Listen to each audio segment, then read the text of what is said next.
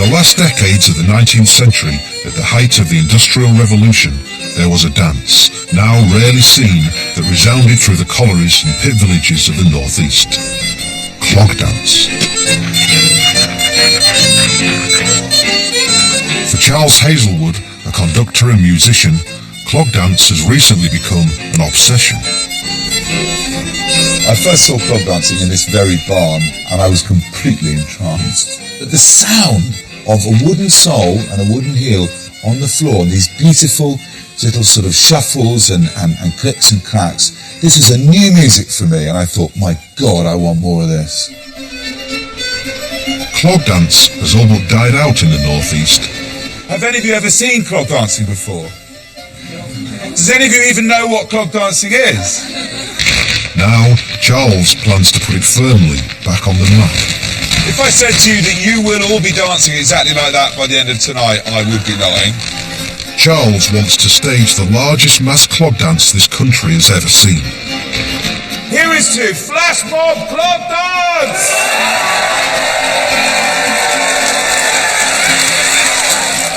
He's going to be helped by a team of local enthusiasts led by expert clog dancer Laura Connolly.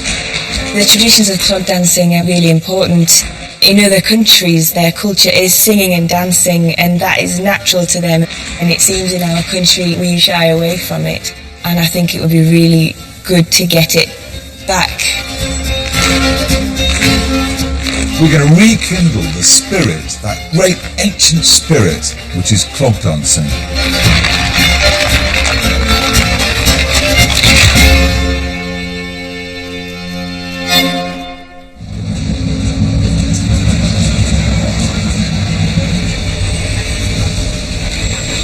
Charles is on his way to the northeast. He's done some groundwork and now has 2 weeks to stage his mass clog dance. I'm really excited about these next 2 weeks. It seems to me that something really magical could happen. I'm just hoping to find lots of kind of open-hearted and free-spirited people who want to give this thing a go. Maybe we'll give birth to a whole new generation of clog dancers.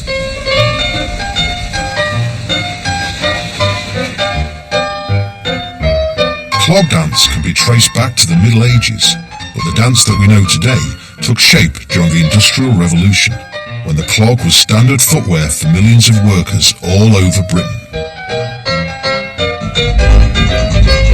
Some claim the modern dance originated in the mills of Lancashire, as clog-wearing workers tapped out the rhythms of the looms. But by the mid-1800s, clog dancing had spread to the mining communities of the northeast.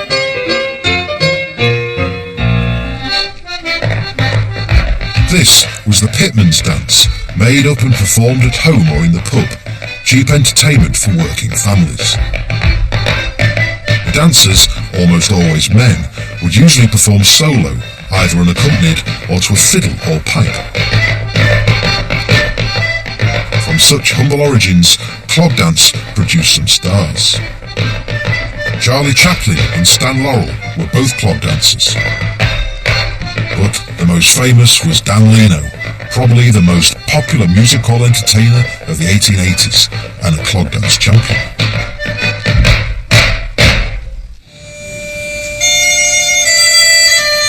It's Charles's mission to breathe new life into this great tradition. His first port of call is a dance studio in central Newcastle. Today, Charles's creative team is meeting for the very first time.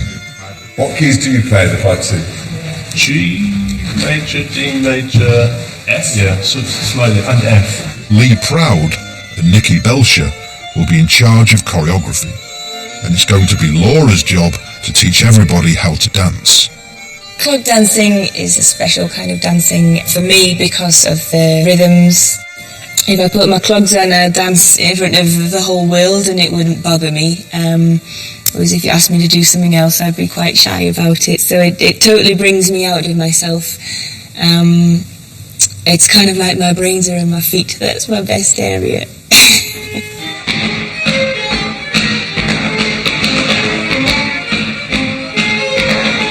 Laura has been clog dancing for 16 years and represents the contemporary form.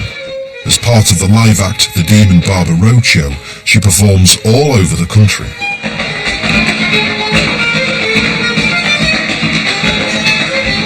Here, Laura is demonstrating two different types of dance, a reel and a jig. Other types of dance would be hornpipe or waltz.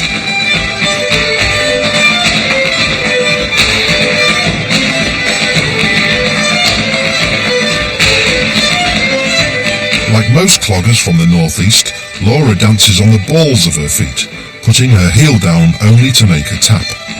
Someone trained in Lancashire clog, the other main English tradition, would have a more flat-footed style.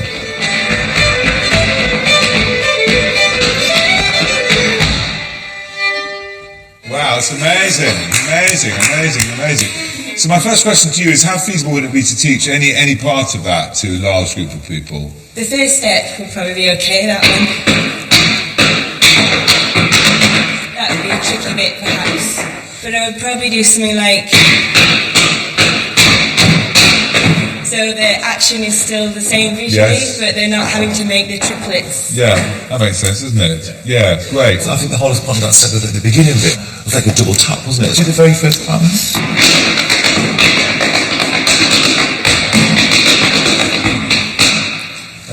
That looks like a trick.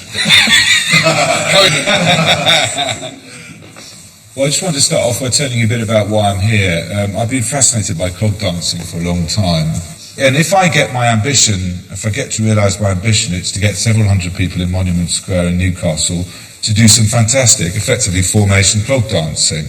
How will that sound when you've got a couple of hundred people all clogging in a great big concrete space? Also, I wonder, and talking to you two particularly as great choreographers, how feasible it is to create something which is almost like a promenade performance, where people are sort of meandering around, they're not quite sure, they've heard something's going to happen, and then suddenly they're ambushed by something immense which happens, that everyone just suddenly goes...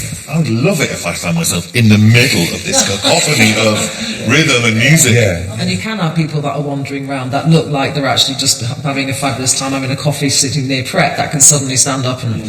I think that's great. It's happening and it's all around us, which is a bit scary for the audience because I think we're going to have to join in. That's the brilliant, because it is the ambush of it, it's the element of surprise. I'm just thinking about this thing about having mannequins in the shop window who are real humans, and then all of a sudden they start clogging in the shop window. There's no escape from this. It's like a clog twilight zone.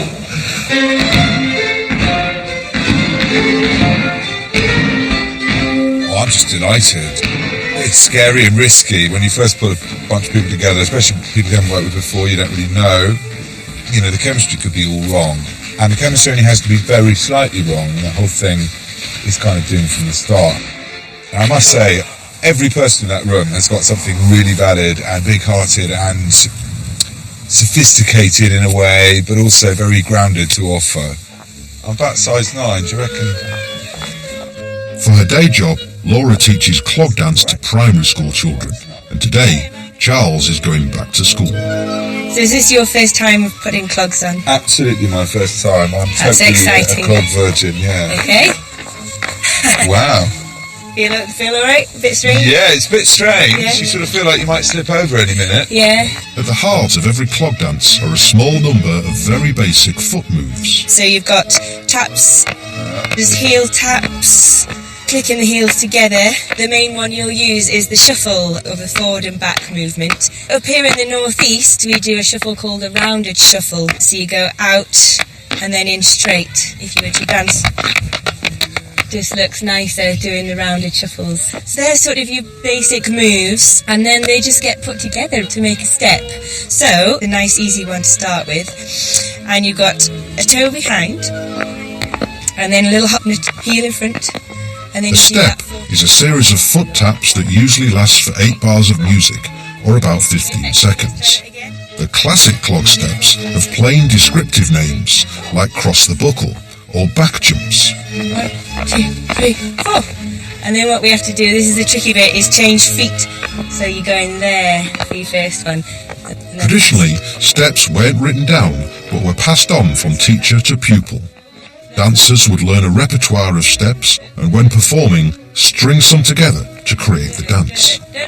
And then you've got a break, and it's usually something that looks quite different. Out, cross, out, together, and click. You're out. It's wonderful. She's such a good teacher. She just so totally encourages you to zone in. I was sort of in my feet, if you see what I mean. Which is a curious place for me to be. You know, I don't spend much time in my feet. 1, 2, 3. It's so lovely because there's entry points, you know, for someone like me at my age. You know, I can make a step sound and look vaguely valid quite quickly. Click. Very good. That was really fascinating. I'm delighted. We can definitely get, you know, lots and lots of people who've never done it before to do this and to do it in a way that they feel totally, you know, valuable, valid, authentic.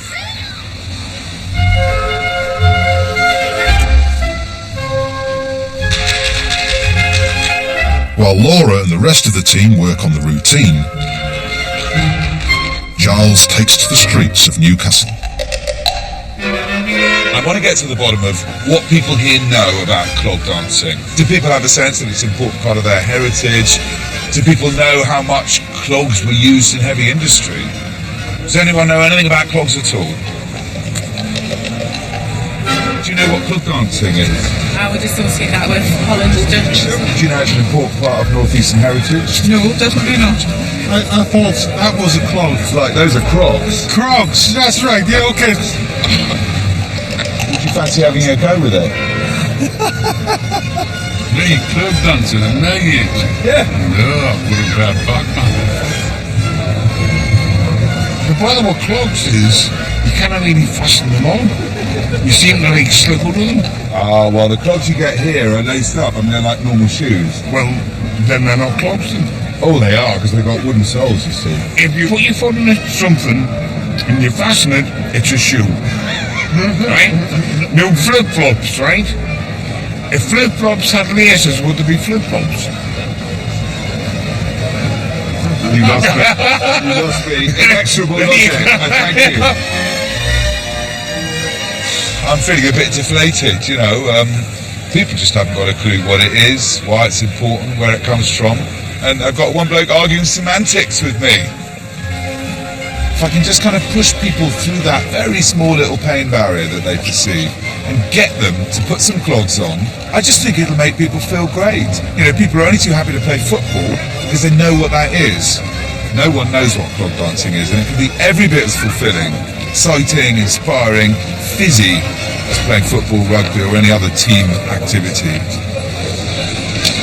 Before he starts pulling people together to rehearse them, Charlie wants to understand more about clog dance and the mining communities where it flourished.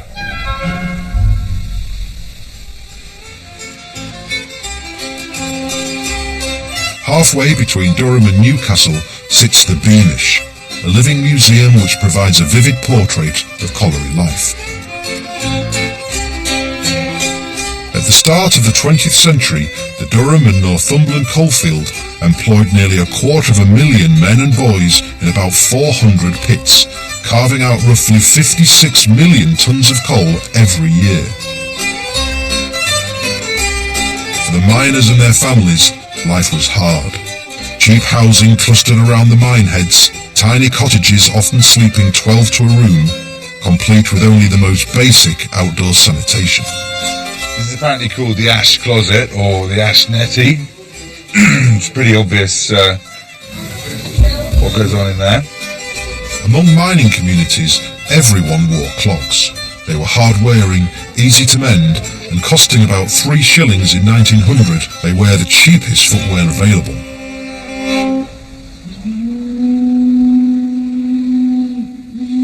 I don't know whether this is of any interest to you, but we've actually got an original clog there. Oh, look at that. Complete with its original metal horseshoe type thing. Yeah, it's very much it'd be made in exactly the same way as a horseshoe, nailed on.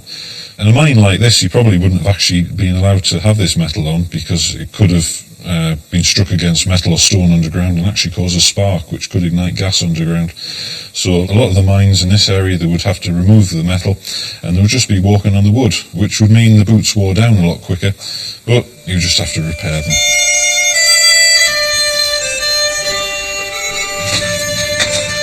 often working for 12 hours a day, 6 days a week. Miners toiled in cramped, damp, dark conditions. They were paid only for the coal they produced, and colliery demands could run to 6 tons of coal per miner per day. It was back-breaking work, and dangerous. When there was roof collapse, would it have always been because of human error that they hadn't propped sufficiently, or was it just a complete lottery that you could get a collapse at any point? It was a complete lottery because the rock, it has natural faults in it, and you can never actually tell where those faults are. So you might have put the props in exactly right, exactly as they should have been, but if you get a huge fault in the rock, there's not much you can do about it, it's just going to collapse. So it was a common occurrence. In 1913, there was an injury in British coal mines every 5 minutes. You've got things like rock falls. They're using gunpowder to blast the coal out as well. That was dangerous. You had the gas down the mine. There was always the risk of gas explosions. And because we're working with coal dust is highly flammable. So if the coal dust got caught into a flame, then it could ignite as well. So many dangers underground. It was a really dangerous job.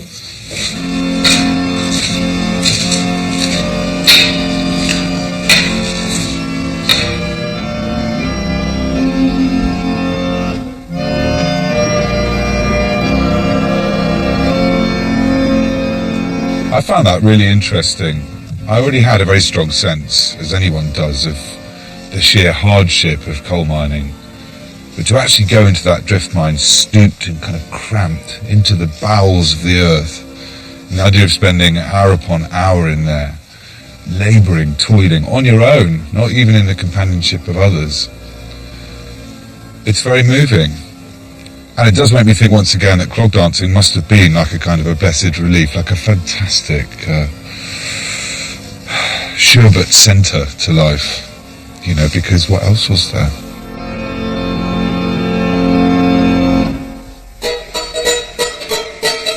The 1880s and 1890s, when the British collieries were booming, was the golden age of clog dance.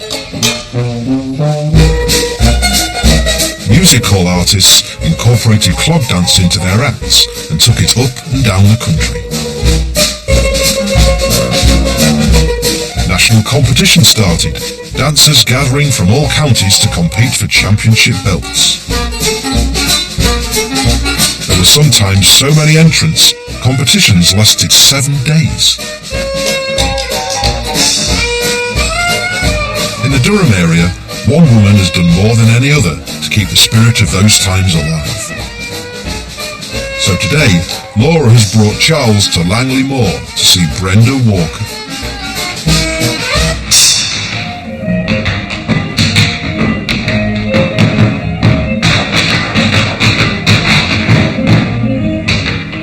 For over 30 years, Brenda has been teaching clog dance. She teaches a strict local style of clog dance that dates back to the golden age of clog. Arms by the side, head immobile, little or no expression. The one difference is that now the dancers are all women.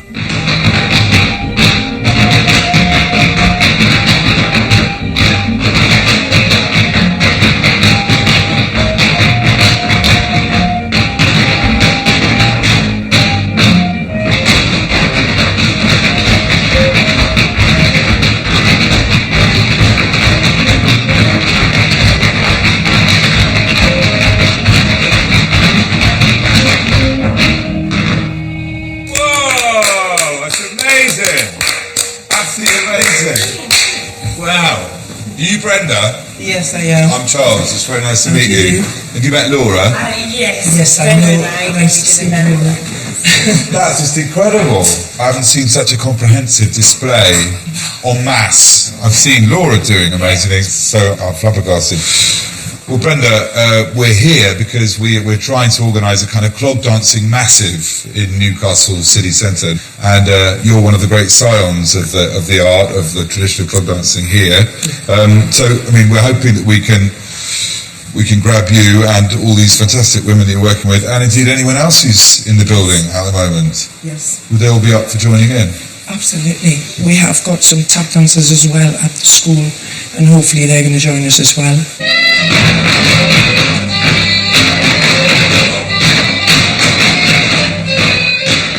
As well as preserving the local style of dance, Brenda teaches traditional local steps. These steps can be traced all the way back to the 1890s, from 3 generations of a single mining family.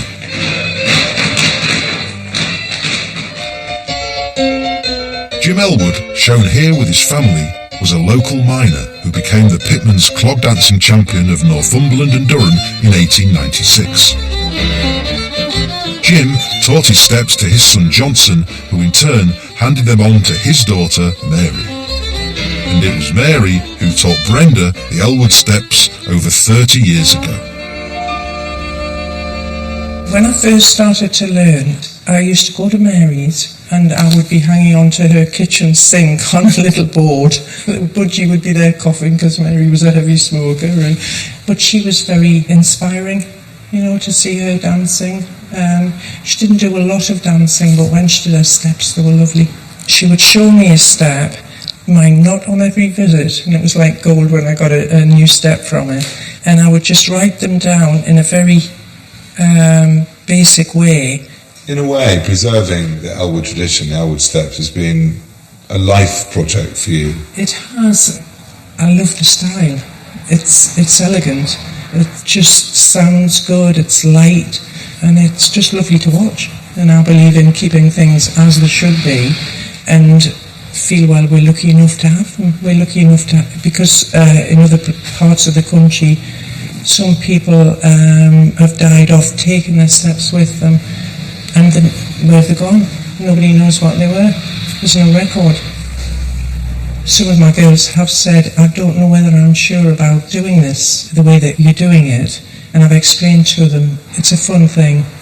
So there is very strong feeling still about the traditions, not just me. I mean, my approach to situations of this sort, to kind of endeavours of this sort, it's a bit like if you paint a moustache on the Mona Lisa, or you stage Beethoven's Fidelio underneath the Los Angeles highway. At best, that will be a kind of a very thought-provoking and interesting experience, which might lead you to other thoughts, which might take you to new places. The one thing it will not do will be to take anything away from either the Mona Lisa or Fidelio. These remain supreme works of art. So, I mean, by the same token, whatever our jamboree ends up being, it's not going to take away one molecule from what clogging actually is. No, I don't think so. I think it'd be wonderful. I do, honestly. I think I do. I'm not adverse to experimenting and everything, as long as the traditional steps are kept safe. I think tradition is really important. As a conductor, I would not be doing my job properly if I didn't read every last piece of information, if I didn't listen to every last performance, if I didn't immerse myself in everything that we know or can possibly know about, let's say, the way appropriately to perform a trill in a particular phrase of Bach. But then you have to make your own choices about what parts of that tradition you utilise and what parts of that tradition you leave behind.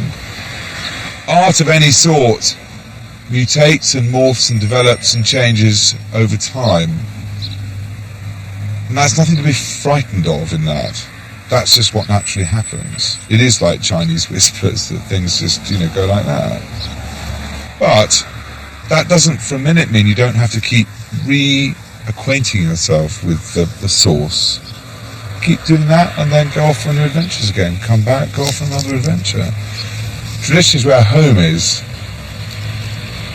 But if you only stay at home, you have a fairly narrow life. Charles has recruited Brenda and her girls, and rehearsals start tomorrow. But first, there's one other miner's dance Charles wants to understand, and that's rapper.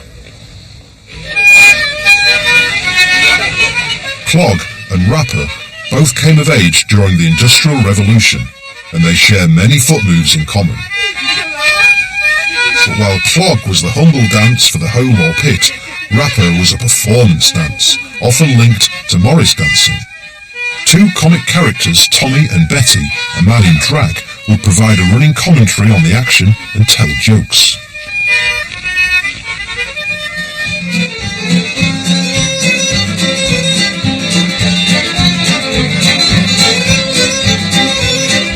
Like Clog, Rapper has been kept alive throughout the 20th century by small groups of enthusiasts. Tonight, Charles has come to the Cumberland Arms in Byker.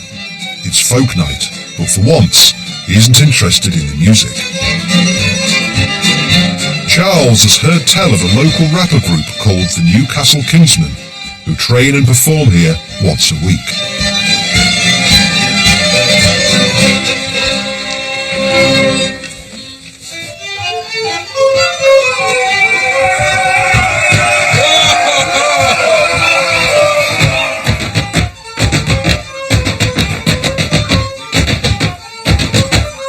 The Kingsmen were founded back in 1949 at King's College in Newcastle by a professor of civil engineering. The group still preserves strong links with the university, and regular recruits from students and graduates ensure the Kingsmen are still going strong 60 years on.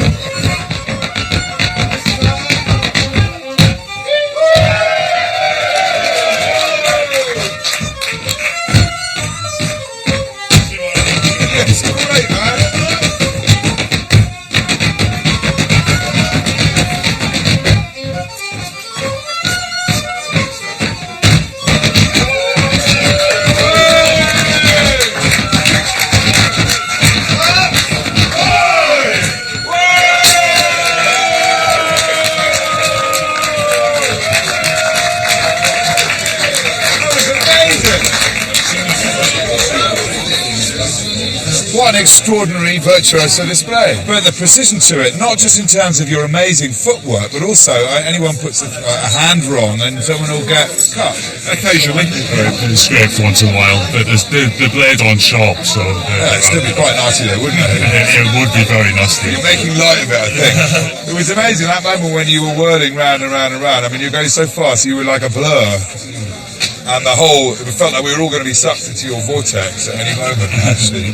But interestingly, whilst the steps you're doing look very familiar and similar to clog dancing steps I've seen, you're not wearing clogs, you've got normal leather shoes on. Basically, what the coal mines used to do is go out on their Sunday best. Clogs will be on flexible enough to do that speeding, and sometimes they're a bit dangerous, you can roll over. You don't talk to health and safety about your work very often, do you? No. Thank goodness for that.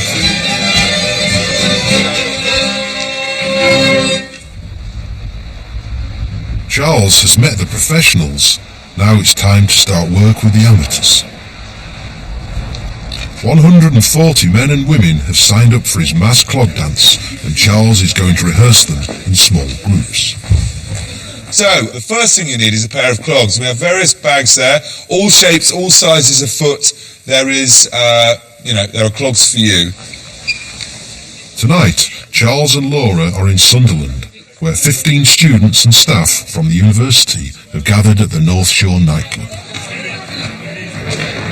They feel weird, they feel very hard, and they're curved at the front, so you naturally want to just move about and dance in them. It's weird, you know?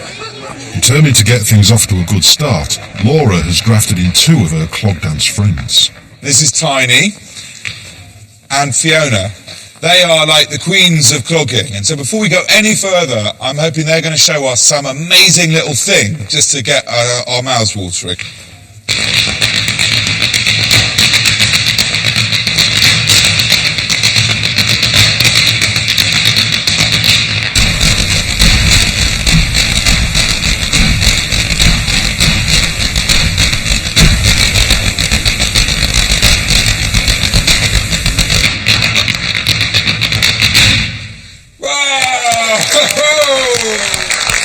If I said to you that you will all be dancing exactly like that by the end of tonight, I would be lying. But there's a great deal that we can do which is close to that, which everyone will be able to, as I say, get their feet around. So we're going to start off by learning like the first step. Yeah. Okay? So your first step is got a little reminder. It's called the Pink Panther step because it goes did it,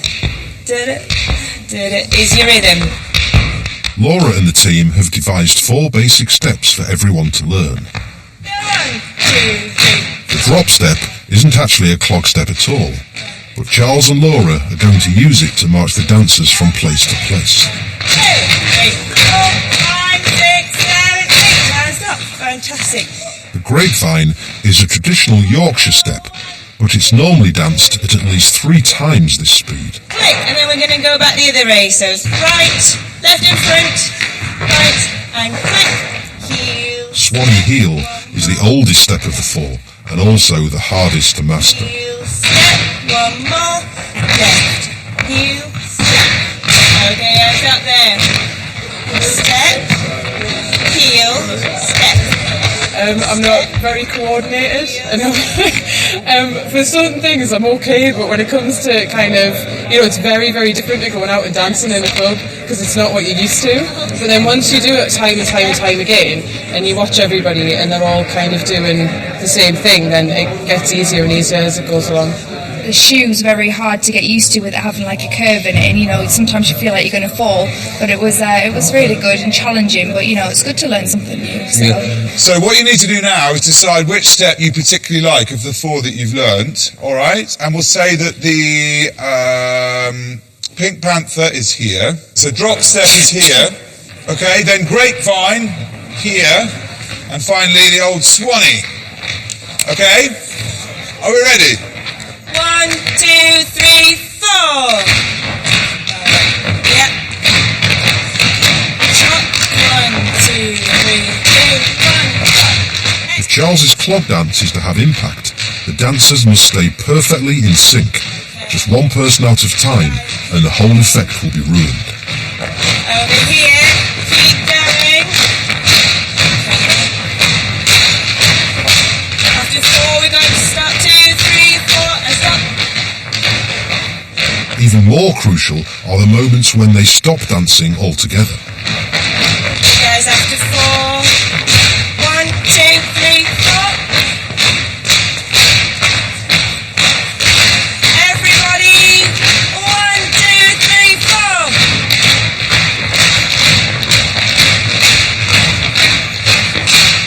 Okay, and go. Excellent. That's good. That was really exciting.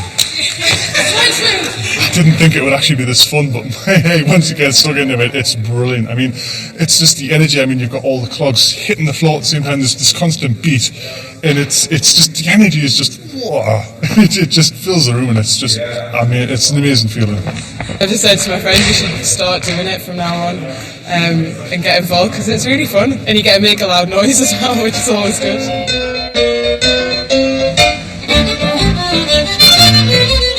When Charles's dancers take to the streets in 7 days' time, they're going to clog in a flash mob style.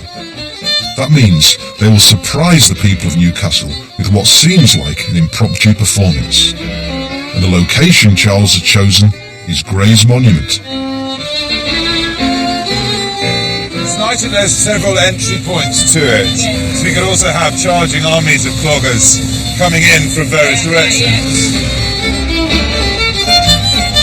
Erected in 1838 to the social reformer Charles Gray, Gray's Monument is a landmark in the Newcastle landscape. More importantly for Charles, it sits at the heart of the city's shopping district. This is one of Newcastle's busiest public spaces. It would be amazing to have a whole horde of cloggers coming up that hill, or maybe up that one. Yeah. It's great, it's full of possibility, isn't it? And hopefully it won't even be raining.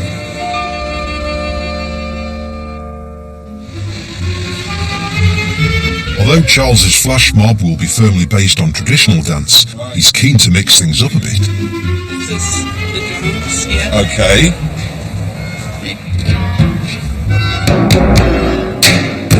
Usually for chemicals, but not usually for dancing. They're going to be absolutely brilliant. In the past, clog dancers would often perform on top of beer barrels. Now, Charles has decided to give that idea a modern twist. All he needs are some dancers.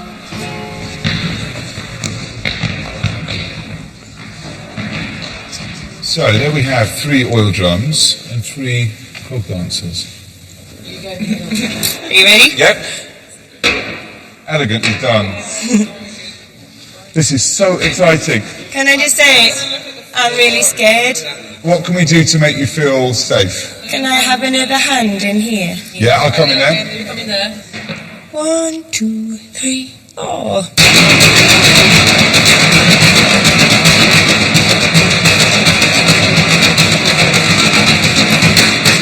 Clogs are slippy at the best of times, and on these oil drums, Laura has every reason to feel nervous.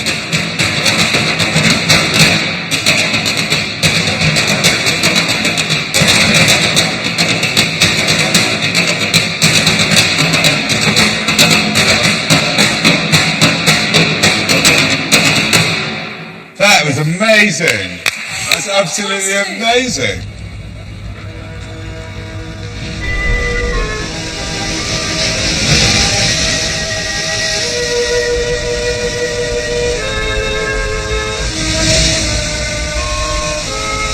Although rehearsals are now in full swing, Charles is taking a day out.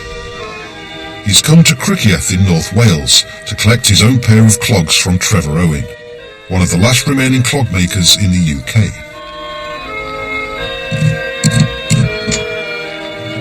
Trevor has been handcrafting clogs for the last 3 decades. He uses traditional techniques handed down from craftsman to pupil over generations. Even his tools date back to the 1840s. You must be Trevor. Hi, Trevor. great to see you. Wow, and you're already at it this early hour. Self-employment. What sort of wood is this? Predominantly sycamore, and that's because probably 80% of what I make is for dancers. Sycamore's a better wood for dancing than others. Because? Clarity of sound. Tap rather than clunk. Ah, so it's quite a clean surface, Yeah, exactly. effectively. Yeah. Okay, so you've got a hunk of wood, and then you cut it. Is this a rough shape? That's blocked out. From that, you go on to these old hand tools. The hook goes into the eye, and what that gives you is immense leverage powers. It's not muscle, it's it's physics. From the blank, you're going down, and you're cutting in. I'll give you a suggestion. You're learning the dancing, and to learn something about how these are made in the first place. Oh, for sure, yeah. Have a go yourself? Absolutely, love to, yeah. Right. So if you take your left hand, grab that, left foot on the bench. You were like that, weren't you? Quite a long stretch. It'll feel very strange. I'm doing little tiny shavings. Shavings are good. It's all right. You need to put it slightly twisted. Gotcha. That's it. And you get a much bigger one then. Yeah. So it's like more like that. Yeah, that's better. Yeah, and that should come loose. There you go. Look at that. Excellent. You're hired. You're hired. I'm hired. I'm the apprentice you've been waiting for, aren't I?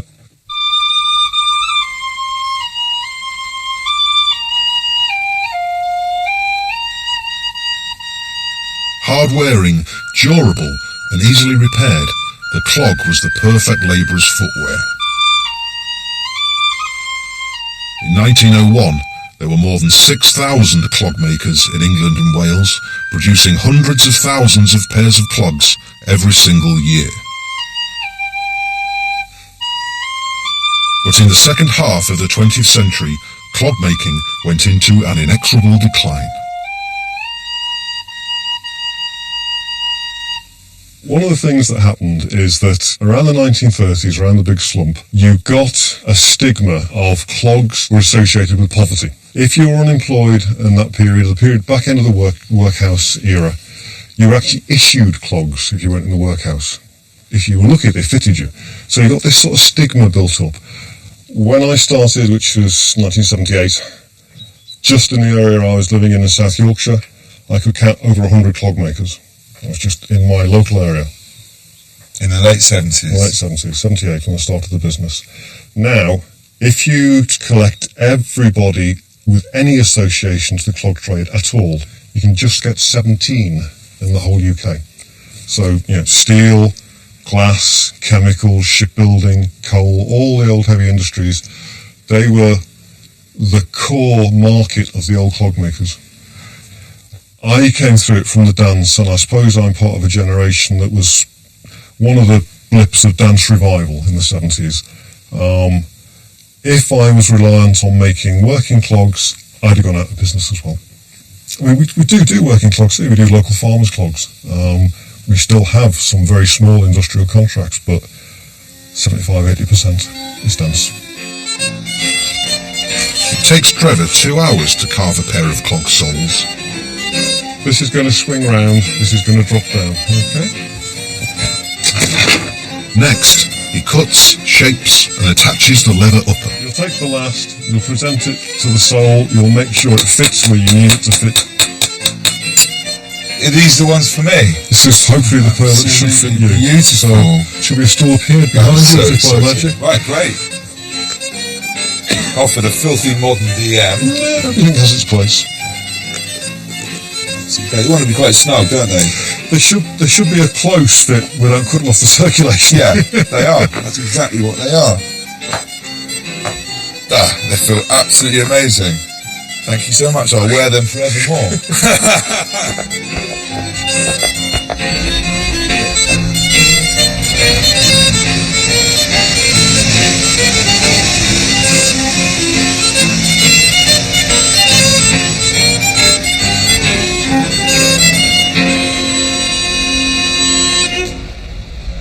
For the last week, Charles and his team have been training 140 amateur dancers in small groups.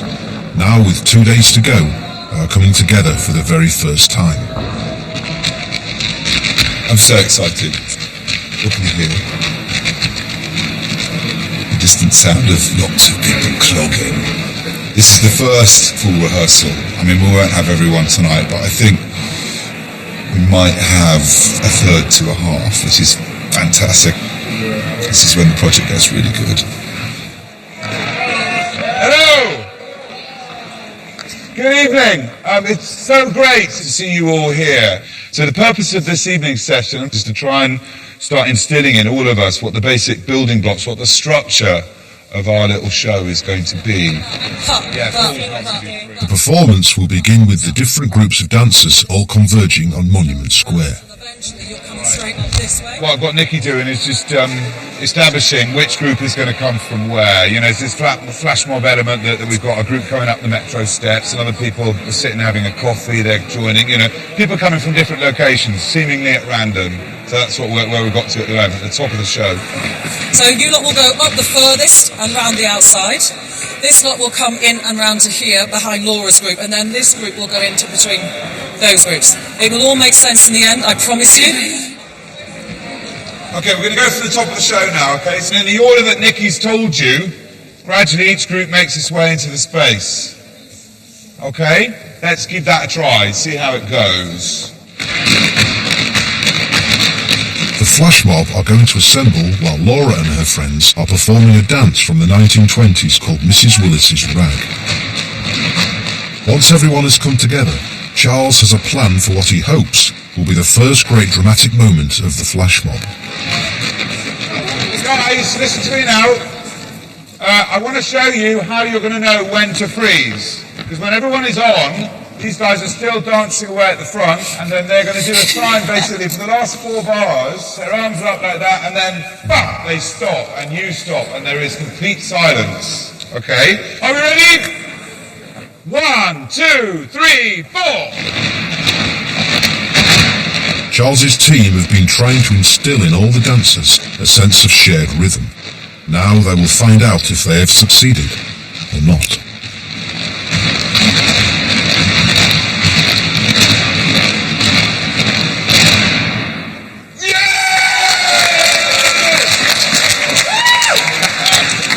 Hearing the rhythm of the clogs is really good. You could hear it. I knew you had to come because you could hear the stamp downstairs in the entrance hall. And it's just, you know, there's so many people who hasn't danced. It's good to see a mix of ages as well. Yeah, quite a wide span of ages. I thought, oh, I'm going to be like an old granny when I go, but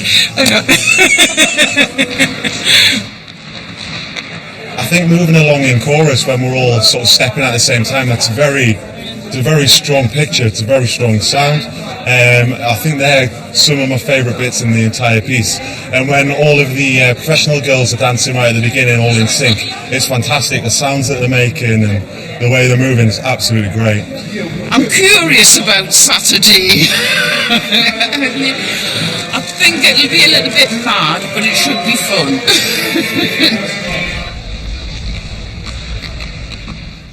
His cloggers have all left, but for Charles, the evening isn't over.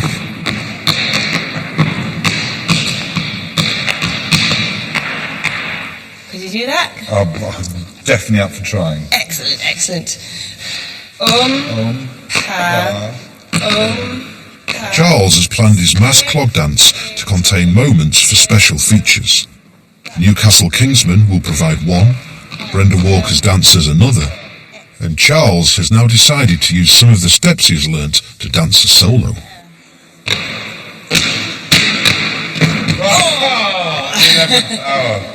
The last. So close, so close. Then there's a little break, which is usually something that looks quite different to the step. So I thought for you, it could go something like, No,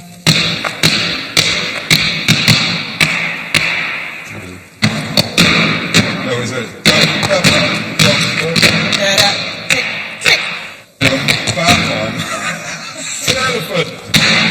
Instead of you doing 2 feet, put your leg there and leave it there. Yeah. This kick that Charles is struggling with was made famous by Charlie Chaplin. It was the signature move of his character, the Little Tramp. Yes.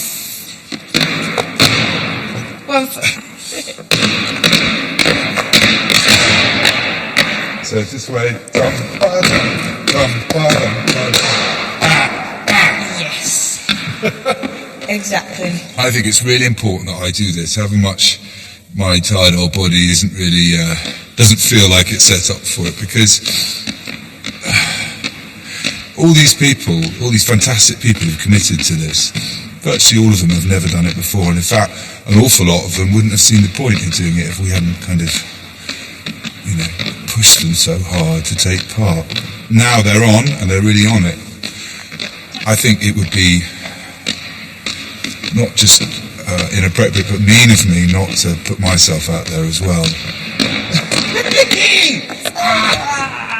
It's that little voice says, no, you can't, no, you can't. Yes, you can. Yes, you can. One more, please, Laura. Here, 1, 2, 3, 4.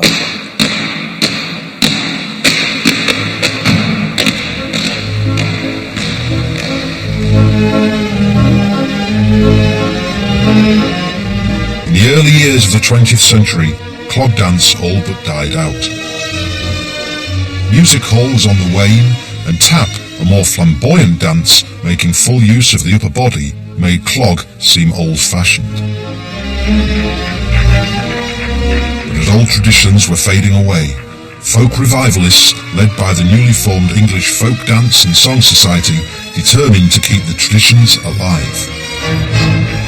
In this revival period, one person was the face of clog dance, local boy Jackie Toduff. Jackie is Laura's hero, and now with the big event just around the corner, she wants to show Charles why Jackie Toduff is so special. Come on in. Thank you very much. This is the film that I watched when I was doing my final performance on the degree course. I discovered this this brilliant video and was mesmerised and had to learn it immediately. So let's pop it in.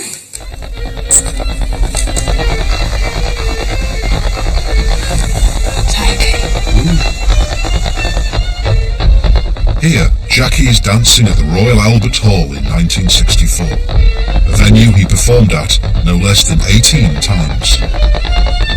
Throughout the 1950s, Jackie represented English folk dance in festivals across Europe. He danced with Princess Margaret on 2 separate occasions and took clog dance around the globe, hobnobbing with movie stars and politicians. He's just got such elation going through velvet British. Yeah. So he changes from home pector reel just with like a few stamps. There he goes. Up tempo. Yeah, it's great. It's a real hoedown now. I love that the audience are just clapping before it's even finished. Absolutely. And this is in dry old London.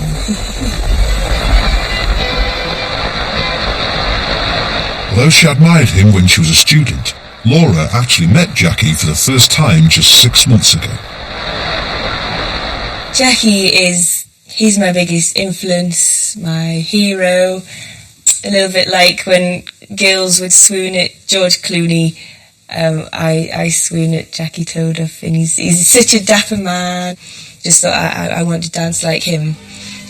So probably my main influence, really. He was exciting as, I couldn't take my eyes off it.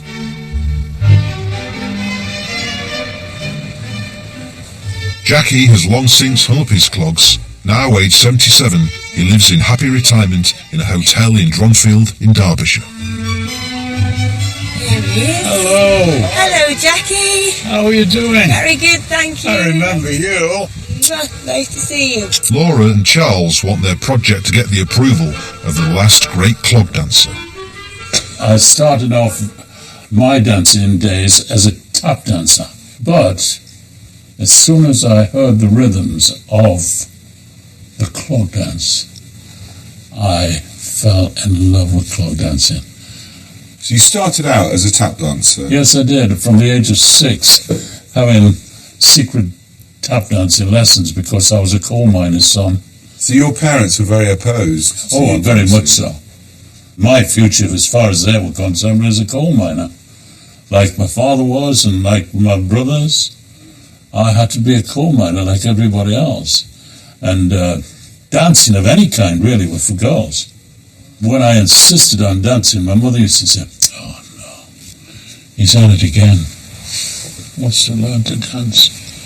Should have been a girl, Definitely should have been a girl." And then I became a coal miner.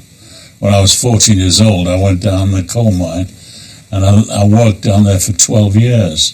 And I left the pit when I was 26 years old, and my first engagement was a season in Jersey, in the Channel Islands. And I thought I'd died and gone to heaven. Because coming out of that coal mine and realising I hadn't to go down that black hole again was magic to me. It was, as I say, from black and white into glorious technicolor. Jackie left the pits far behind and now rarely returns to County Durham.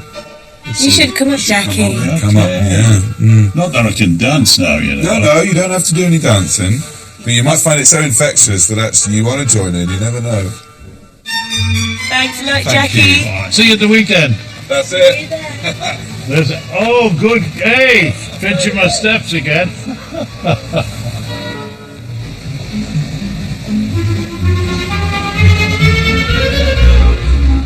Today, the people of central Newcastle will witness an unprecedented event in the history of the North East.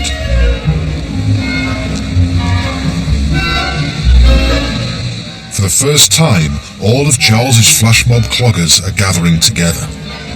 140 men and women from across the North East about to launch a huge surprise on Newcastle's Saturday shoppers. A bit nervous, but I'm sure it'll be alright once we get up there. Ready for it. Really looking forward to doing it. I'm just excited to do it and get out and see people's faces, what they're going to see and stuff. Charles's clog dance will last about 4 minutes. First, a mass dance will draw in the crowd. Then there will be a series of feature moments from Brenda Walker, the Kingsmen and others. Finally, everyone will disappear back into the crowd as though they had never been there. Okay, ladies and gentlemen, I'm just so delighted, utterly delighted that each and every one of you has decided to throw yourselves behind this quixotic mission. A mission to reignite people with the great spirit of clog dancing. Here is to Flash Mob Clog Dance!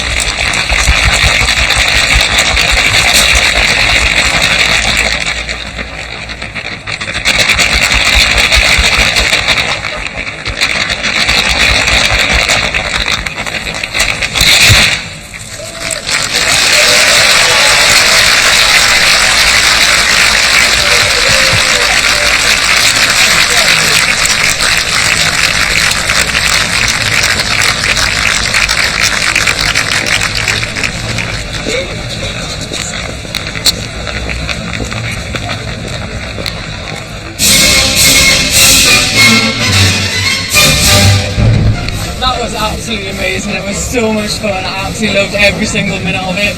Absolutely fantastic. Brilliant. I can still feel the drum roll in my head from when we were doing that on the ground. It was just such a great atmosphere. The amount of people that gathered round was pretty unbelievable, actually. I don't think we expected the response we were going to get. I could see so many phones. Everyone got their phones out and they were like recording it, obviously going through their friends. And here people walking past going, I want to do that. So I think everyone liked it. It was good. I think I'm going to try and find a clog dancing class. It's as simple as that. I absolutely love it. I'm addicted now. Addicted to clogging. Get your clogs on. Get your clogs on and go clog dancing. You dark horse. I found it so wonderful and inspiring, and I think everybody should dance after that. But it really brought tears to my eyes. It was so thrilling. I want to do it again now. I want to start all over again. What I hope we'll achieve today is that however many 100 people came to watch now know that clog dancing isn't a boring folk tradition. I would hope that people could see all of our lot having such a good time, and it's our tradition and we could be proud of it.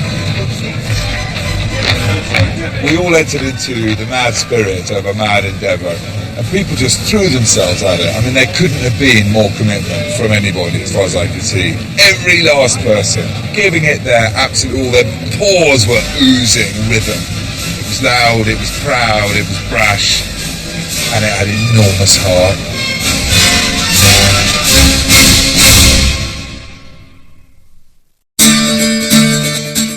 The Unthanked Sisters chart the folk dancing movement in the UK tonight in Still Folk Dancing After All These Years. Next.